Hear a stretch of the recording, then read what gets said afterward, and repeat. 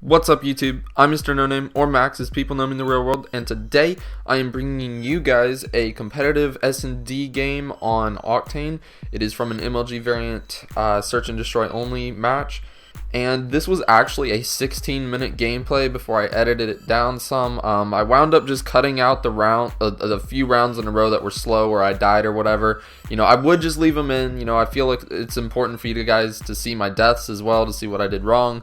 You'll still see a couple, but this is an extremely good gameplay. That's why I'm still using it, but I needed to cut it down some because I cannot talk for 16 minutes straight. I'm sorry, I just can't do that. So I apologize for that. So the main topic for today is going to be several more competitive tips and tricks, and today it's going to be focused around the S&D game mode. So the first thing is limiting how much you sprint, and this is something that is extremely important in search and destroy. And you know what, I wasn't even realizing how much I was sprinting until this match.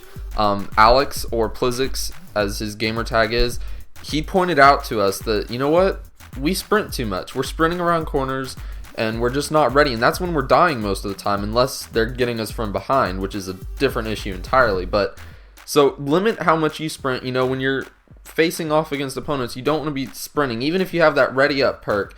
It's just better if you already have your sights up. And if you watched some of the pro gameplays from the tournament this last weekend, you'll notice that a lot of them, they're smart about when they're sprinting.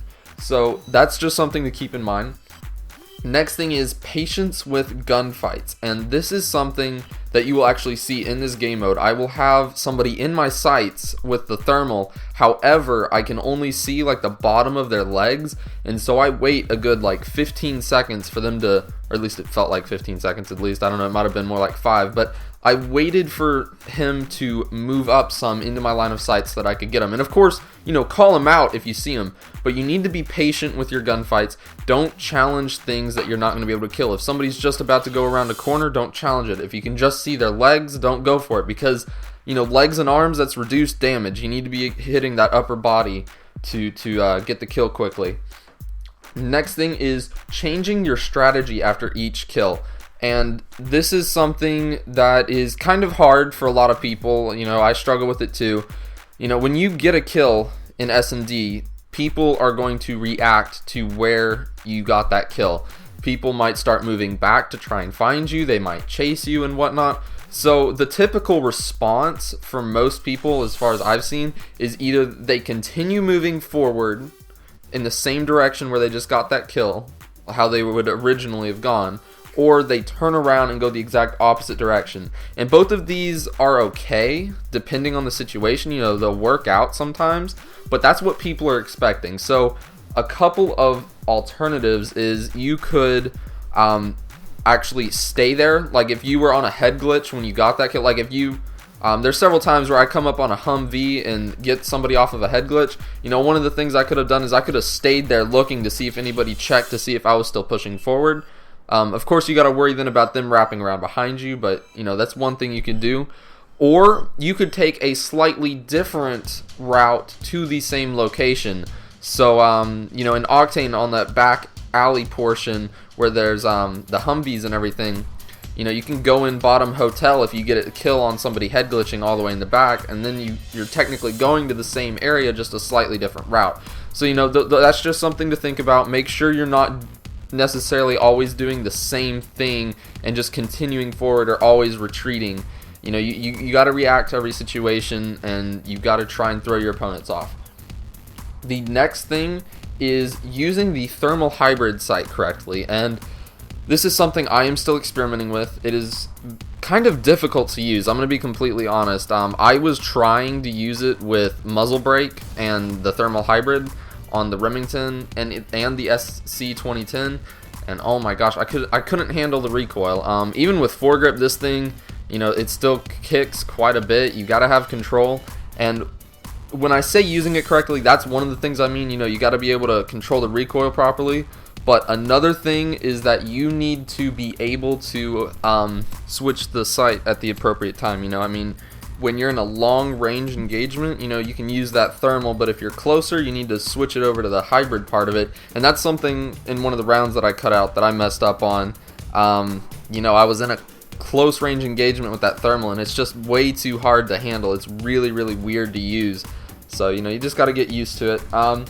Next thing would be the importance of getting hyped. And this is, you know, huge in any game type in competitive, but I feel that it's the most important in SND. You have to be able to get hyped. And this is something that our team struggles with a little bit, mostly because none of us are really the hype player.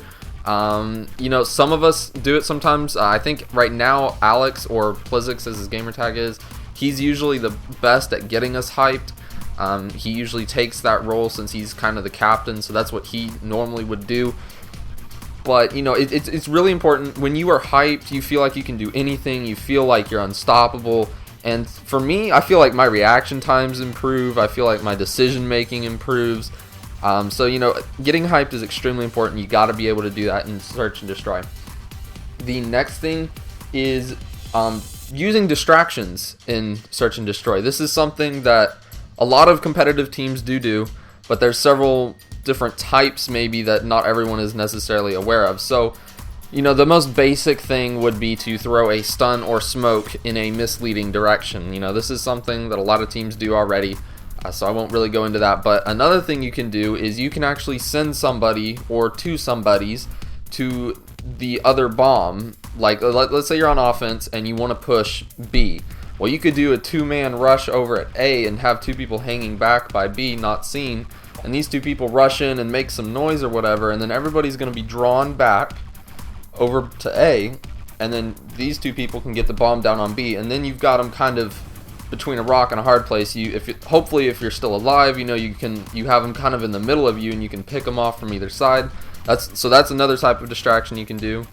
Another thing is to simply, you know, waste time. You know, just make them try and chase down kills and just lose them in little mazes or whatever. You know, like in the hotel there, you know, you can kind of duck and weave a little bit, kind of move around some, and hopefully lose them. So yeah, that's you know, the distractions. Next thing is using four-man pushes, and this is right about here is when I was talking about that patience where I'm looking at the guy's feet. But anyway, next thing is four-man pushes, and this is something that should not be underestimated. You know, a lot of people don't do this. You know, they'll just always do the same thing. They'll be like, okay, 2B, 2A on defense. Well, one thing that you should use to your advantage is at some point during that S&D match, you should try four-man push. Like, literally, this is what we do sometimes. We will just all of a sudden, out of nowhere, after we've been playing super passive, just do a four-man push on defense down one of the bomb sites, and hopefully that's not the bomb site they're going to. And the reason I say this is because then we have a four-man push. They don't know where we are, and we are all coming up on this long flank on them. And if you do it properly, you can just completely catch teams off guard. We usually do not lose a round when we do a four-man push. So, I mean, that's something you guys can try. Next thing is varying your playstyle mid-game, and this goes along with the last thing I said. You know, if you've been playing passive so far, you need to maybe play more aggressive, or if you've been playing aggressive, you know, play more passive. And it's just trying to throw your opponent off because they're going to start expecting you to do certain things as the game progresses. So you need to make it where they can't predict what you're going to do. That is like the most important thing you can do. Next thing is the importance of the first blood, and along with this goes the importance of having a sniper. So if you guys watched MLG Columbus, you guys would have seen, you know, Complexity. Their sniper, whoever that was, I can't remember if that was Crim6 or Karma. I'm sorry, I really can't remember. I'm so confused at this point as to which players, which I've just been watching what they've been doing. But whoever was sniping for them was absolutely amazing. You know, they didn't miss a shot really, and they would always get that first blood, and that's what gave them that early advantage and allowed them to win so many rounds. So that is super important. That is something that our team struggles with a little bit as well. You know, we're all kind of decent snipers, but none of us are like amazing at it. So we've got to practice that. So that's something you guys should try in Search and Destroy. Just have like a dedicated sniper that goes for that first blood every round. And you know, you don't always have to pull out the sniper, but on Octane especially, it's extremely important, you know, going to head glitch on the Humvee or top pawn or bottom pawn, you know, somewhere around there, depending on which side you're on. Then the next thing is talking about when you have only two players up on your team in S&D. So you basically have three options. You can either butt buddy, you can try and pinch, or you can use a bait tactic. And you know, most people are probably going to just stick together, you know, butt buddy, that's what everybody calls it. And this works, you know, I mean, that way if one of you goes down, hopefully the other one can pick it up. But you got to be careful when you're doing this. Don't necessarily be looking the same way while you're that close, and don't be like lined up, because you know that leads to collaterals and just a waste of a round. I would typically go with a pinch or bait, or you know, kind of sticking together but not too close. But with pinching, you got to have a lot of trust in your teammate. You know, I mean, if you're pinching from opposite sides of the map and one of you gets killed and now it's a 1v1, that was huge for the other player, because now you're not going to be able to get to them in time. So you got to pinch properly. Normally when you pinch, you want to still be fairly close, you know, maybe just like a building apart or whatever, and you're coming around on either side of it so that you can pick up the kill pretty much no matter what anyway. And then with baiting, this is another one where you have to have a lot of trust in your teammate. You know, so this is where somebody might go out, make a little bit of noise, accidentally shoot off, or bump into something near a bomb site or whatever. And, you know, just kind of make a little bit of noise, and then have somebody set up to where they can see that and pick up the kill once they are baited out properly.